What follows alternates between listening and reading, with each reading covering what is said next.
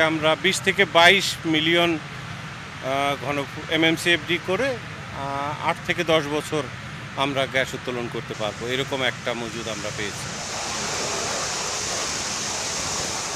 তীব্র বেগে কৈলাসটিলা ৮ গ্যাস কূপ থেকে এভাবে গ্যাস উদ্গীরণ হচ্ছে, আর এ থেকে এই কূপে যে গ্যাসের সন্ধান পাওয়া গেল তাই জানান দিচ্ছে।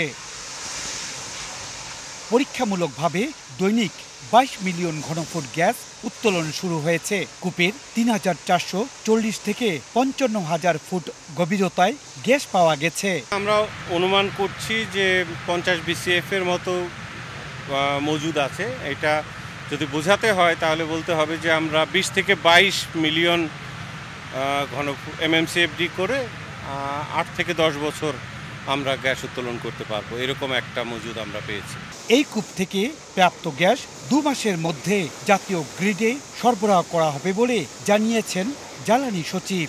আমরা আশা করি ২ মাসের মধ্যে এই গ্যাস ক্ষেত্রের গ্যাস আমরা জাতীয় গ্রিডে সরবরাহ করতে সক্ষম হব ইনশাআল্লাহ।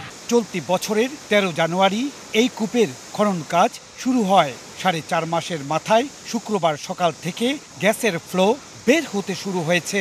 একের পর এক গ্যাস কূপ খনন ও পুনঃখননের মধ্য দিয়ে প্রধানমন্ত্রী শেখ হাসিনার নির্ধারিত টার্গেট পূরণে সচেষ্ট রয়েছে সিলেট গ্যাস ফিল্ড কোম্পানি। সিলেটের কৈলাসটিলা ৮ নম্বর গ্যাস কূপ থেকে ইকরামুল কবির, সময় সংবাদ।